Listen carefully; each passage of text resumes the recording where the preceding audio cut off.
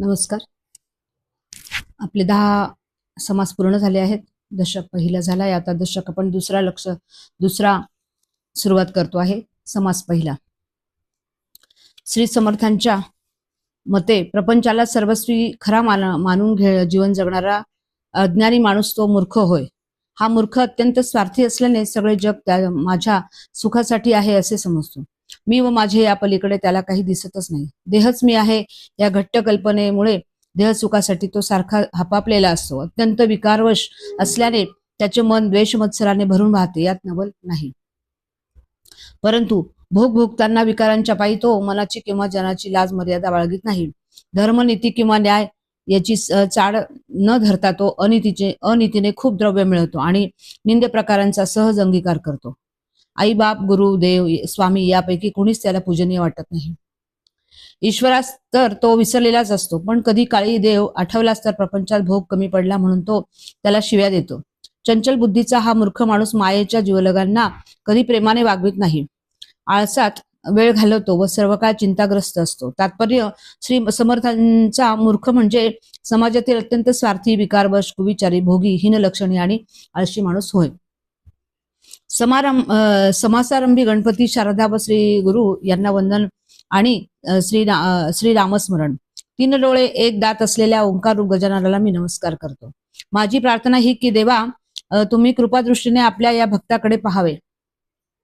वेदांची माता आणि ब्रह्मदेवाची कन्या श्री शारदा, तिला मी नमस्कार करतो. माझी प्रार्थना अशी की हे दयामाय देवी, माझ्या अंतःकरणातून तू स्मृती रूपाने राहा. नंतर आत्मस्वरूप सद्गुरूंच्या चरणांना मी नमस्कार करतो आणि माझ्या स्वामींचे म्हणजे श्रीरामचंद्राचे स्मरण करून मूर्खांची लक्षणे सांगतो, ती ऐकावी व त्यांचा त्याग करावा. मूर्खांचे प्रकार व त्यांची अपार लक्षणे.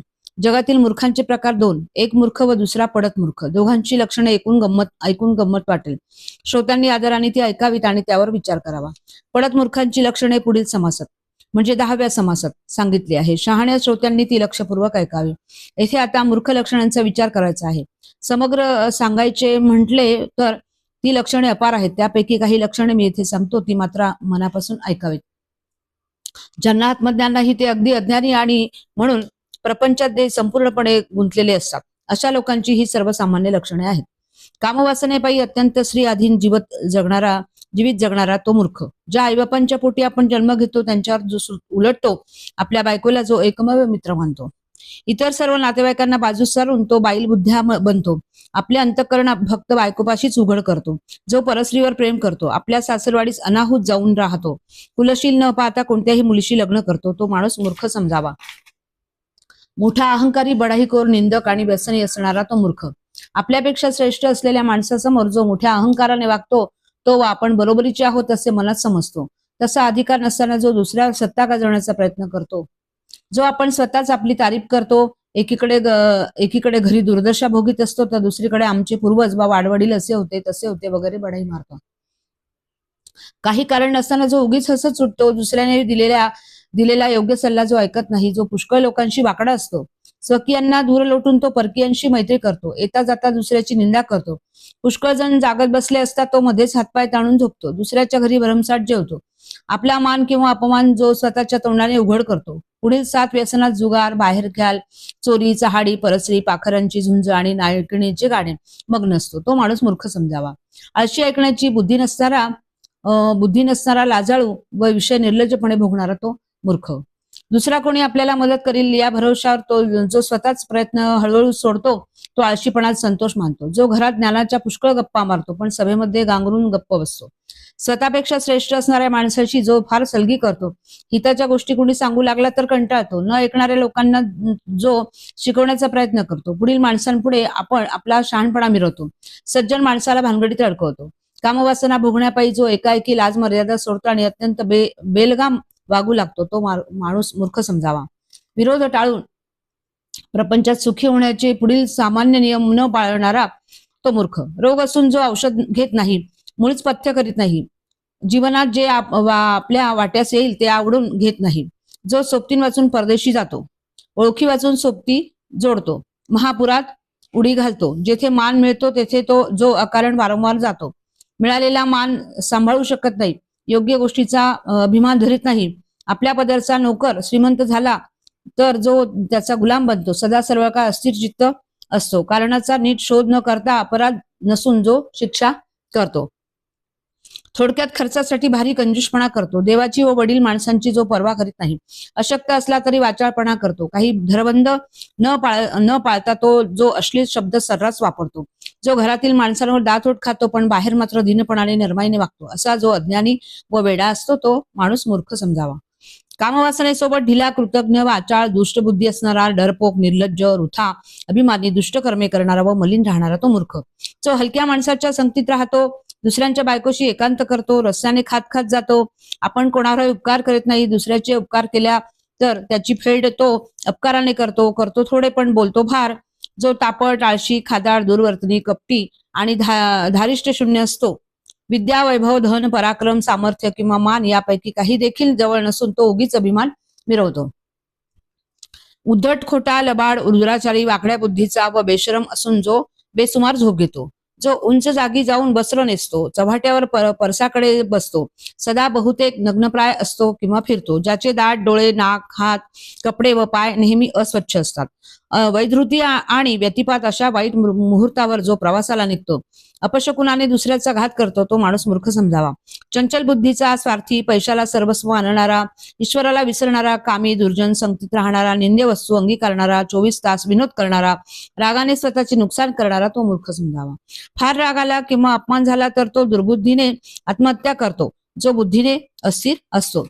जिवलग माणसांना जो अति दुःख देतो, त्यांच्याशी कधी गोड शब्दही बोलत नाही. नीच माणसापुढे मात्र जो अगदी नमून असतो. जो स्वतःला नाना प्रकाराने सांभाळतो. कोणी आश्रयाला आला तर त्यास दूर लुटतो. संपत्ती टिकेल या भरवशावर राहतो. मुलगा, कुटुंब, बायको हाच आपला आधार समजून जो ईश्वराला विसरून जातो. जसे करावे तसे फळ पावावे हे ज्याला कळत नाही. स्त्रियांना पुरुषांपेक्षा आटपट कामवासना असते असे म्हणतात. अशा अनेक स्त्रियांशी जो विवाह करतो. दुर्जन माणसाच्या नादाने जो मर्यादा सोडून वागतो. भर दिवसा डोळे झाकून म्हणजे ज्ञान असून मुद्दाम अज्ञानासारखा वागतो. देव, गुरु, माता, पिता, ब्राह्मण व स्वामी यांचा जो विश्वासघात करतो. दुसऱ्याच्या दुःखाने जो सुखी होतो, दुसऱ्याच्या सुखाने दुःखी होतो. हरवलेल्या वस्तूबद्दल जो शोक करीत बसतो. कोणाशी बोलताना आदर न ठेवता बोलतो. कोणी विचारल्यावर साक्ष देतो. निंद्य वस्तूंचा जो अंगीकार करतो. जो सरळ अनुमान सोडून बोलतो. आडमार्गाने जातो. नीच कर्म करण्यासाठी सोबती जमवतो. जो आपली पत राखू जाणत नाही. सदैव थट्टा मस्करी करतो. कोणी हसला तर तो चिडतो आणि हातघाईवर येतो. अवघड पैज मारतो. कारण नसताना बडबडतो. पण जरूर असते तेव्हा तो जो मुख्यासारखा गप्प बसतो. स्वतःपाशी चांगला पोशाख किंवा उत्तम विद्या दोन्ही नसताना जो उच्चासनावर जाऊन बसतो. नातेवाईकांवर विश्वास ठेवतो. चोराला आपली सगळी माहिती सांगतो. दिसेल ती वस्तू मागतो. रागाच्या पायी जो आपणच आपले नुकसान करून घेतो तो माणूस मूर्ख समजावा.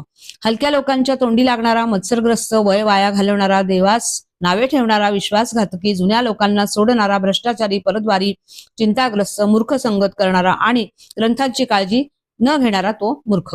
हलक्या लोकांशी जो बरोबरीने वागतो, त्यांच्याशी बरोबरीने वाद घालतो, उत्तरास प्रत्युत्तर देतो, डाव्या हाताने पाणी पितो, जो श्रेष्ठ माणसांचा मत्सर करतो, जी वस्तू मिळणे अशक्य आहे तिच्यासाठी हेवा करतो, स्वतःच्या घरात चोरी करतो, ईश्वराला सोडून जो माणसावर भरोसा ठेवतो, काही सार्थक न करिता आयुष्याचे दिवस वाया घालवतो. संसारात भोगावे लागणाऱ्या दुःखासाठी जो देवाला शिव्या देतो, आपल्या मित्राचा दोष लोकात उघड करतो, लहान सहान चुकांना जो क्षमा करीत नाही, चूक करणाऱ्याला सारखा धारेवर जातो, जो विश्वासघात करतो, श्रेष्ठ माणसाच्या मनातून जो उतरतो, सभेमध्ये किंवा बैठकीमध्ये जो नकोसा वाटतो, क्षणाक्षणाला ज्याचे मन बदलते, जुने चांगले विश्वासू नोकर सोडून जो नवे नोकर ठेवतो, ज्याच्या सभेला वावरणारा नसतो, जो भ्रष्ट मार्गाने द्रव्य मिळवतो, धर्म, नीती, न्याय सोडतो, बरोबर राहणाऱ्या माणसांना तोडतो, घरी स्वतःची स्त्री सुंदर असून जो सदैव बारखेली असतो, जो पुष्कळांचे उष्टे खातो, आपला पैसा दुसऱ्यापाशी ठेवून जो लोकांच्या पैशाची हाव धरतो, हलक्या लोकांशी देण्याघेण्याचा व्यवहार करतो, घरी आलेल्या पाहुण्यास जो मदत करीत नाही, वाईट अवस्थेच्या गावात राहतो, जो सदा सर्व काळ चिंताग्रस्त असतो, दोन माणसे खासगी बोलत असतात, जो न बोलवता तेथे जाऊन बसतो, दोन्ही हातांनी डोके खाजवतो, जलाशयात जो चूळ टाकतो, पायाने पाय खाजवतो, नीच लोकांच्या घरी नोकरी करतो, बायकोशी व मुलांशी जो फाजील बरोबरीने वागतो, भूताच्या जवळ बसतो, शिस्तीशिवाय कुत्रे पाळतो, जो परस्त्रीशी भांडण तंटा करतो, मुक्या प्राण्यांना शस्त्राने मारतो, मूर्खांची संगत करतो, कोणाचे भांडण चालू असेल तर तो पाहत उभा राहतो, ते सोडवण्याऐवजी त्याची गंमत पाहतो. जे खरे असते ते सोडून खोटे सहन करतो. श्रीमंत झाल्यावर पूर्वीच्या माणसांची ओळख विसरतो. देव ब्राह्मणांवर सत्ता गाजवतो. आपले काम होईपर्यंत जो अगदी नम्रपणे वागतो, पण दुसऱ्याच्या कामाला उपयोगी पडत नाही. काही वाचताना जो मुळातील अक्षरे सोडून देतो किंवा स्वतःच्या पदरची घालून ते वाचतो. जो पुस्तकांची जोपासना करीत नाही, जो स्वतः कधी पुस्तक वाचित नाही, दुसऱ्याला कोणाला वाचायला देत नाही, नुसते दप्तरात बांधून ठेवतो, तो माणूस मूर्ख समजावा. ही मूर्ख लक्षणे ऐकून मनुष्य चतुर होतो. शहाण्याने त्यांचा त्याग करावा. अशी ही मूर्ख लक्षणे आहेत.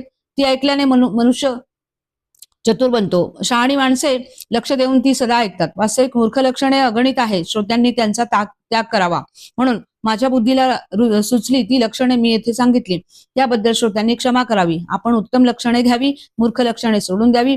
पुढील समासात उत्तम लक्षणे सगळे सांगितलेली आहेत. समास पहिला समाप्त. जय जय रघुवीर समर्थ.